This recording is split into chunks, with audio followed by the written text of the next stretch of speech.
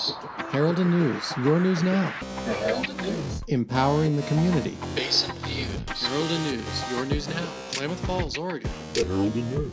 Podcast. Empowering the community and serving the Klamath Basin. This is the Herald and News Basin Views podcast. Greetings and welcome to Basin Views, a Herald and News podcast featuring interviews with local experts discussing issues important to the Klamath Basin. I'm Kurt Liedtke with the Herald and News. This week, our guest is Rochelle Long, the Klamath County Clerk, who, among her many roles as the county record keeper, is the one responsible for counting the votes each election.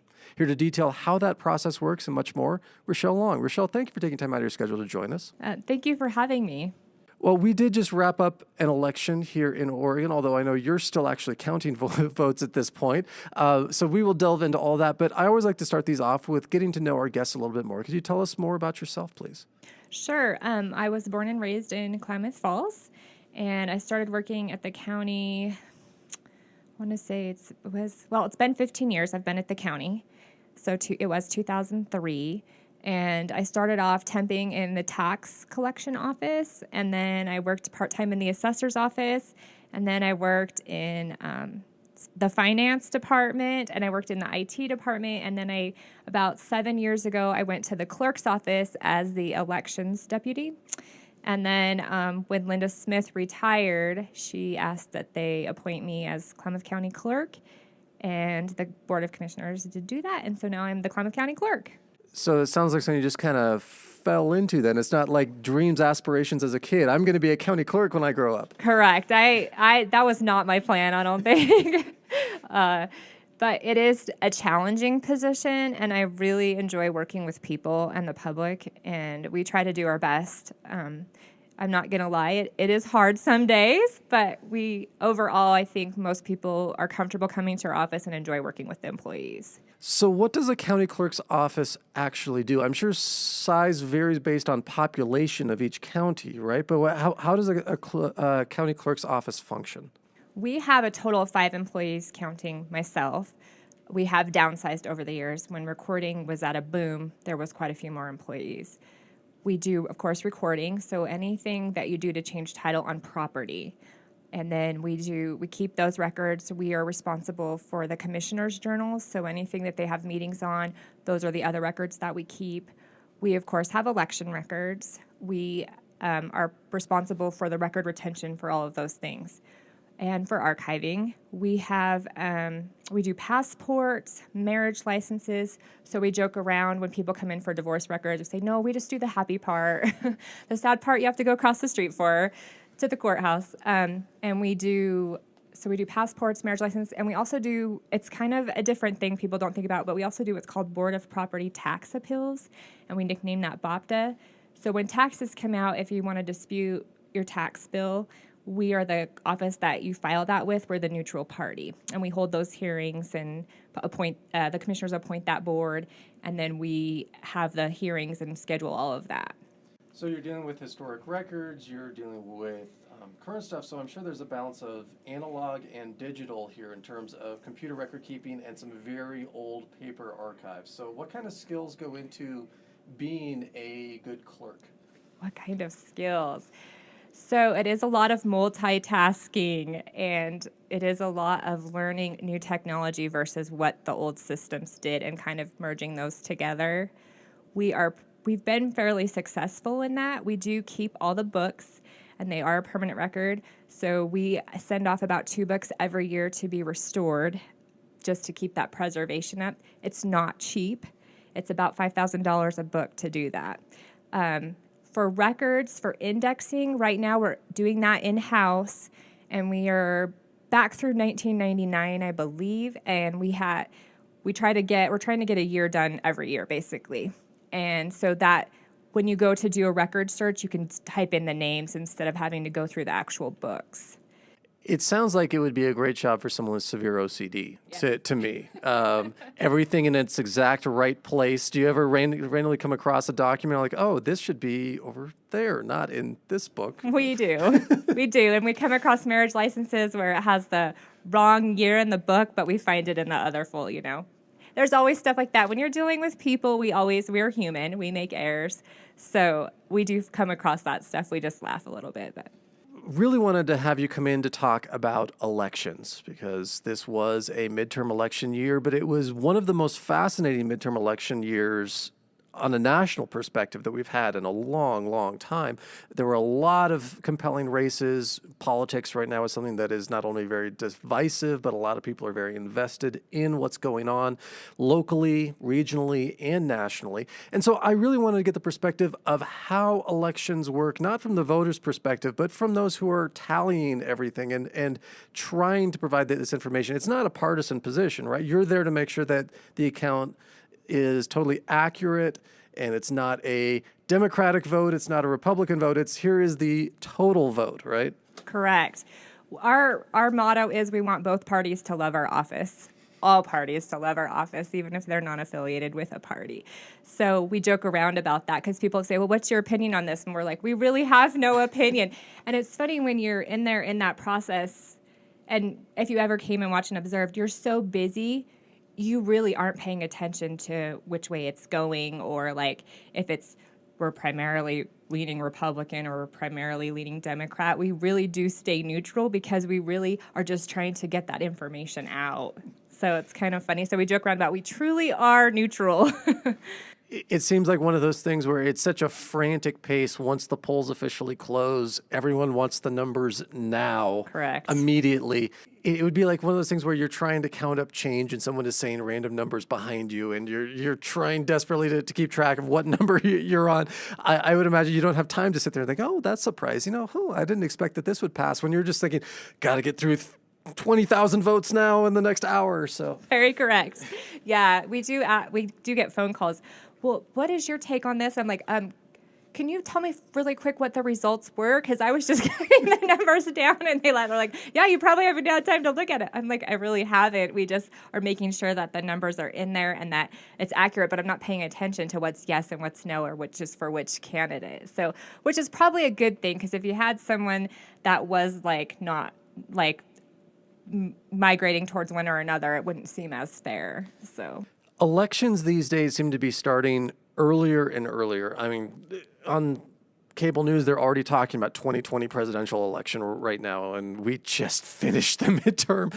How far in advance does the clerk's office start preparing for an election, and what goes into that preparation? So we're still, of course, closing out this election, but we've already started on our election that's coming in May. So it's a good chunk before it starts that we'll be starting on that process. There's Oregon's very specific, and I have to give claps to Oregon for this. They're very specific in their guidelines of when letters go out to for example, in May is our special district election, and so it's set out for a deadline that letters go out to districts so they can review it and make sure that these are the positions that they have up, and that things come back in a timely manner so that we can advertise that and get that out to the public. So we start on elections I hate to say this, but we're already preparing for the 2020 presidential. And that's just mentally, a lot of it, but a lot of it is we've noticed when we had observers in for this election, things that we need to do a little differently for them to be able to observe more fully. So there's things like that you're always thinking of and always in the process of. Election day itself, what is that like? Now, I know since Oregon is a state that votes by mail exclusively, you don't have the long lines outside of polling stations and all that. But I imagine it's got to be just frantic breakneck pace on Tuesday evenings of Election Day. When do you actually get a chance to sleep during election time? Yeah, you don't. This election, we got done at 3 a.m. And you get your doors by statute are open at 7 a.m., which is actually good because anyone that's trying to get stuff done before they go to work is able to do that. We stay so busy that day. It's almost a rush, and it's adrenaline pumping you because you're like, how can you stay up that late? I ask myself that. How am I staying up that late and still have energy? And it's adrenaline because it is a rush and it is exciting, even though we're in the background of it. But it's fun to see people be so excited about voting, and there was a huge national push this year, and I think that's where a lot of that came from and stemmed from, and we did have a really good turnout, which was exciting. Our last day coming in, we kind of look at past numbers and can kind of see statistically like how our ballots are going to flow in, and we surpassed that tremendously, like doubled some of our outlining areas that night. So that's part of why we were here a little later than usual. In the midst of election day craziness, do you ever have someone show up for something non-election related? Like, oh, I'd like to check into this book. And you're just like, really? On this day, you're bothering me with that? We do. We do. And it's funny because you want to be like, really? But you understand there's other business going on besides elections. And we have to remember, too, that although we're primarily focused on elections, not everybody is primarily focused on elections. So for Klamath County in the state of Oregon, how does the counting process actually work? Because there's ballots stuffed into envelopes that are coming in mass to you. How does that go about getting counted? And then how does that get reported? So Oregon, we all have to by the 31st. So this is what I mean, already preparing. So by January 31st, each county has to provide to the Secretary of State's office a confidential security plan. And in that security plan, it will lay out basically, and it lays out exactly how everything will happen following Oregon statute. Once that, and it covers emergency situations too. So for example, if our scanner, we have a backup scanner, but say they completely went down, all of Klamath County shut down, we're stuck. Because we have backups, we're going to run our backup and take our election to another county that has the same machine, and we're able to keep going. So it never really can stop. There might be a lull, but it can't ever stop. And so once we turn in those security plans, the Secretary of State's office reviews them and then says, okay, you're stamped for approval for these elections. It covers 2 elections, or I shouldn't say that, it covers the year. So if you have 2 main elections, and then you usually have a couple special, depending on the county. So it covers those, and once you get that stamp of approval, what that stamp of approval lets you do is what's called early ballot scanning. And so a week before, so we start processing, the ballots come in, we put them in trays by 100 in Klamath County, count them, make sure there's 100, then we verify every single signature. So if you were to come look at our screen, we scan each ballot in. They're tied to a barcode that pulls up that signature for that person. That's what we're looking at when we check each signature. Once we've checked each signature, they are counted again to make sure our numbers match our batches. Our batches are put in boxes, and they're sent to be opened. Now, we can't start opening technically till a week before. So until we can start opening, they're stored in boxes that in a secured location that we only have the key for.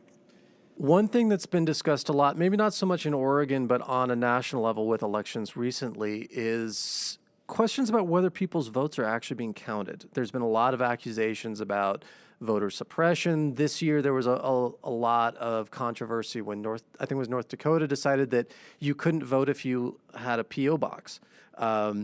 And there's questions of voter purging and all these other things. So a lot of people are curious, like, okay, I go through the process to vote, but did my vote actually get counted? So what are some of the things that can cause someone's vote to be invalidated? We don't really ever invalidate a vote. If your ballot's turned in, it's turned in. But what you mean by like not being counted would be if you didn't sign your envelope, which that's why Oregon is very, very strict about giving people 14 days to respond to that. So at the beginning, usually we'll get a lot of response back, and they'll sign the postcard to have their ballot counted. As soon as those signatures come back in, we match it up to their ballot, and that ballot's processed.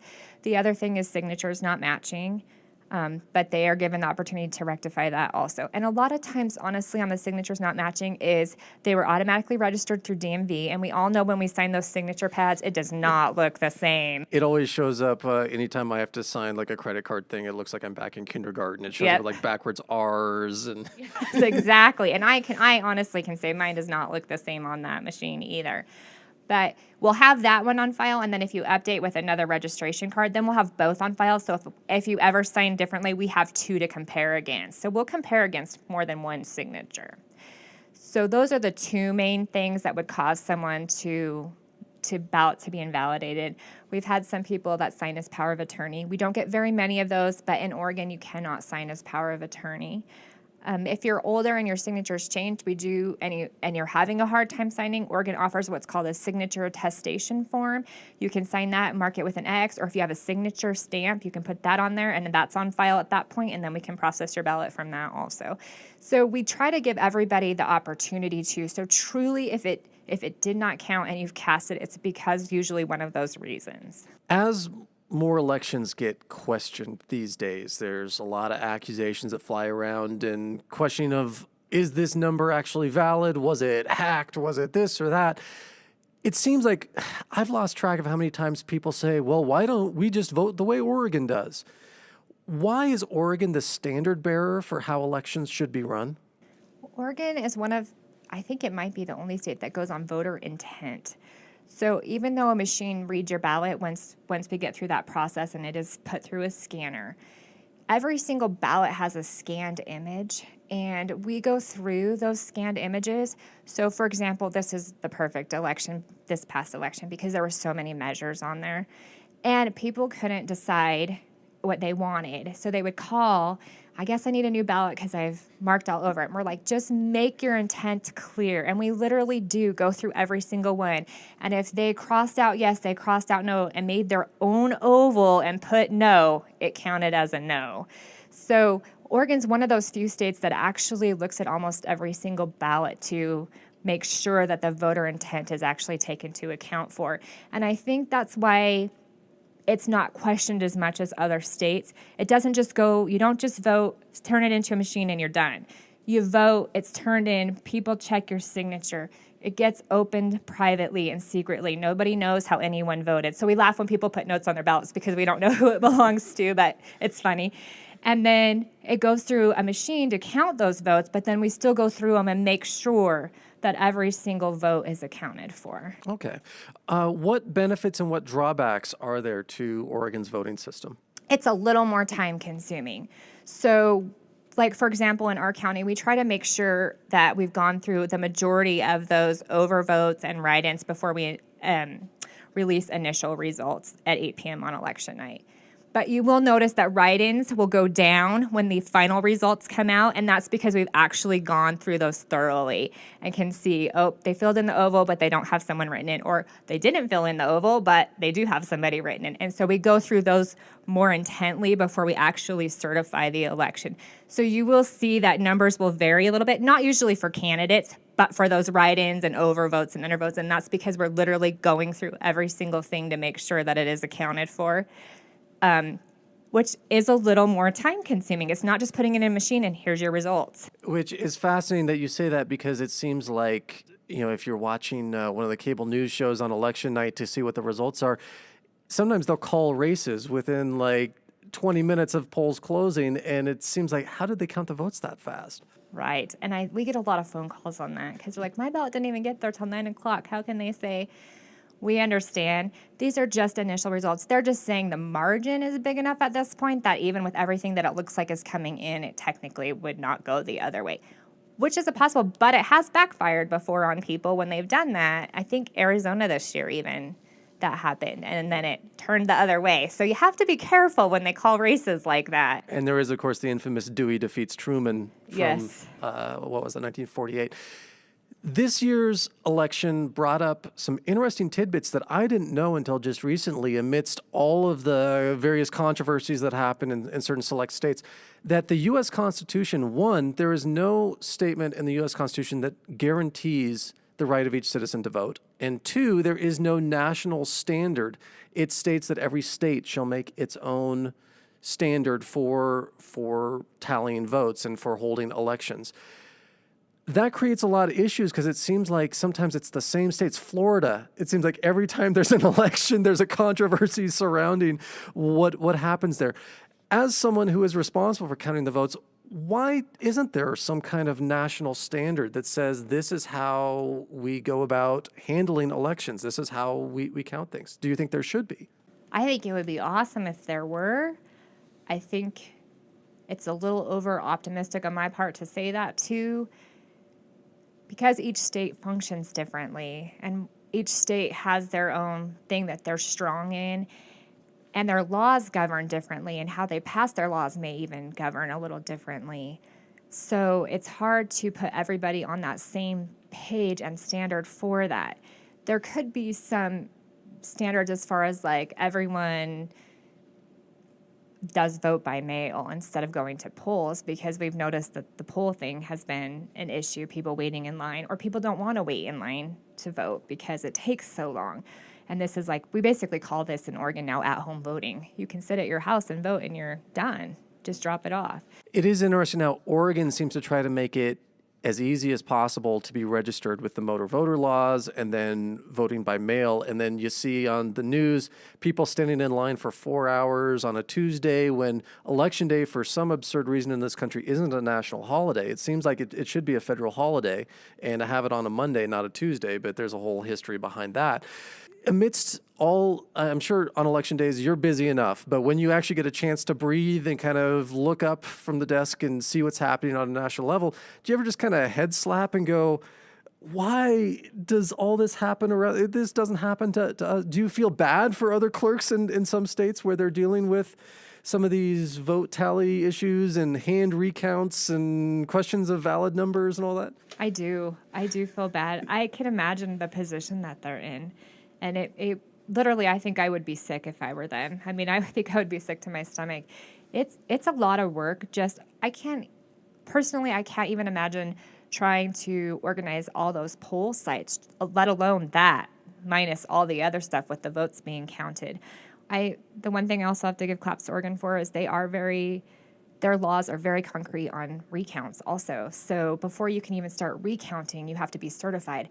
So I know, like in Florida, for example, they were recounting before they were even officially certified. And I can't even imagine the nightmare of that. It would seem like a paperwork nightmare to me. Okay, these ones have already been counted. They're official. These ones are not official, but we have to recount I just can't even imagine. We've heard about hanging chads and electronic voting machines that might be hacked or having the results changed, and lack of paper trails and all this other stuff. Granted, I'm not in your shoes, but just as a voter and someone who pays attention, it's frustrating for me. When I see clerks ending up being in national news and they're being called out by the president and they're being harassed and getting death threats and these other things, when they're just trying to do their job, I just feel terrible for the person. Me too. It's a lot of stress and pressure, and 9 times out of 10, the individual is probably doing the best that they can in the situation that they can. We could both be in the same situation, and I'm going to react differently than you're going to react. So it's hard to make that judgment call on a person when they're just trying to do the best they can in the position that they're in and the pressure that they're under. Now, Oregon, I know, is a little bit different, but when election times come around, is that sort of the paranoia that keeps you up at night? Is that could be me come Wednesday? Yes, it is. Although Oregon, which is nice, and Secretary of State Dennis Richardson had said this at one time, you can't hack paper. And it's true, you can't hack paper. And when you have to have a scanned image of every ballot, it's pretty much virtually impossible to hack it. And Oregon's voting system, so we have more than one double check, which I love because it can tell me what's going on. But where we actually check in your ballot is not what actually scans your ballot. So we have that number to balance against what actually is being scanned. So when it actually goes through the scanner, that system is not connected to anything. So you can hack my computer in my office on my network all you want, but I still have the real results and you can't touch them. So for Oregon, from that perspective, that's nice. Nothing communicates with where we scan those results. I actually have to put it on a USB stick and take it over to my computer to upload the results so people have them. It's its own little unique system. It has its own little server that communicates only with itself, and that is the nice thing about Oregon. So when all the results are verified, aside from getting the world's greatest nap on the couch where everyone leaves you alone, what happens when all the results are in? Once all the results are in and you've certified, then Oregon is a little beyond its other states this way. They actually like to do what's called a test of the vote tally machines. So they want to make sure, even though, guess what, we're certified, everything looks great, it all checks out, you're going to recheck it again. So we're going to make sure that those tally machines read correctly. So that's actually what we're doing right now. So we do a certification before we can even run ballots. We do a certification after we're done, before we can finalize our results. we have to do another certification to make sure it matches the first certification. And now we're doing a certification to make sure that everything that ran in, like, say, these particular 4 batches matches exactly what we're hand counting. So right now we're in the process of hand counting. So you know the Oregon system, but just looking at a national level, if you were able to do it, how would you handle elections on county levels, state levels, national levels, if you could restructure our elections and say, this is the way that everyone's going to do it? Well, that would be a big responsibility. I would say the double checks is always a good thing. As much as people and election clerks hate to hear this, where they hack those voting machines, man, make sure you are there and know what's being hacked and how it's being hacked, especially if you have those machines, and take every precaution that you can against that. I know there's federal regulations, and Oregon has even more regulations for testing things before they can even be used. But if these hackers can get to it at these conventions and they're able to hack that machine, you better be knowing what's going in your county and if it's hackable and what you can do to prevent it. And I'd probably want those hackers on my staff. Well, it's nice to hear that there's so many protections in place, but if Klamath County ever became something like what we saw in this past election with Broward County in Georgia, where suddenly the entire nation's eyes are on it and the clerk saying the numbers aren't right, go back and recount, and you have 2 days to count everything or none of the numbers count at all, which just seemed really arbitrary and weird, but that's the way that it worked out. How would you react if that was Klamath County? First, I'd take a deep breath. And I think I would lay out a plan and try to be as organized as possible. And I think I would hold off media questions until I could get through that process. And then once I've gotten through that process, then we could start that process of answering all the questions. But I think I would hold off everybody for a little bit.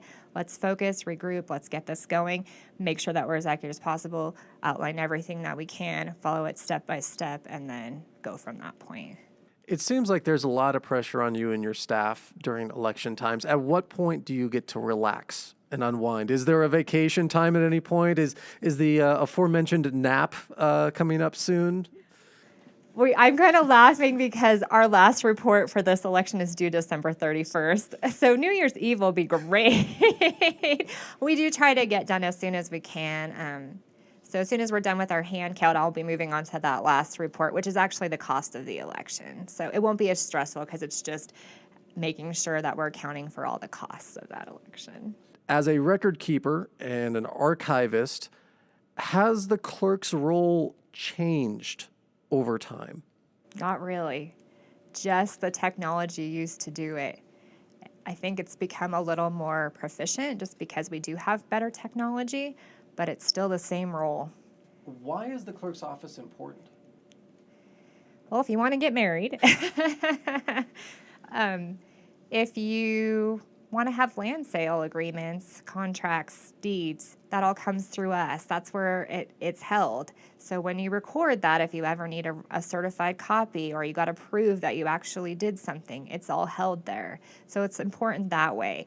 It's probably more important that way during the year than when you hit the election, to be honest with you, because that's the stuff that people are doing on a daily basis. What is available from the clerk's office online versus having to physically come into the office? You can call in. We can do anything and email it to you. There is a cost.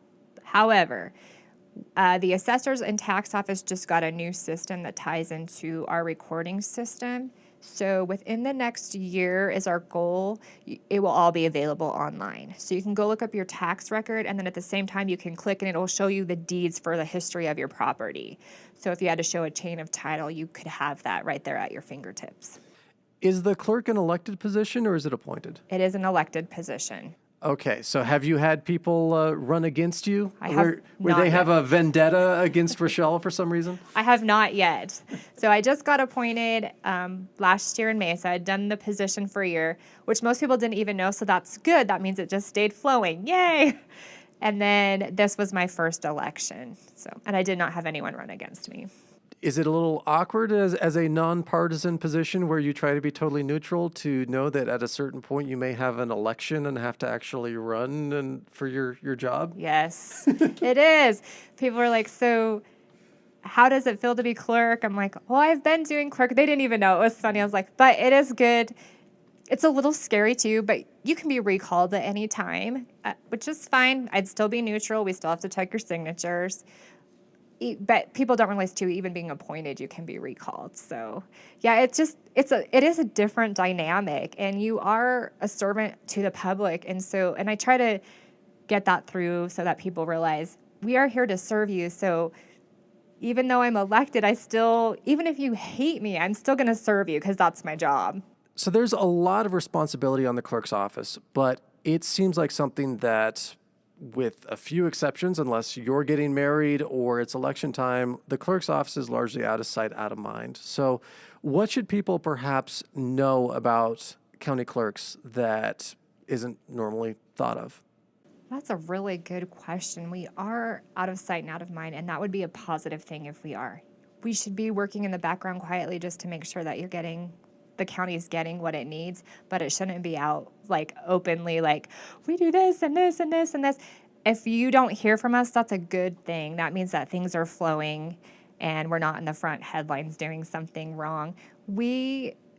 Our main goal in the clerk's office is just to provide that good customer service and be there if questions come across. And if people do have questions, how can they get a hold of you? They can always call us, and our phone number is 541-883-5134. They're more than welcome to come in, and I have people personally ask for me all the time. That's totally fine.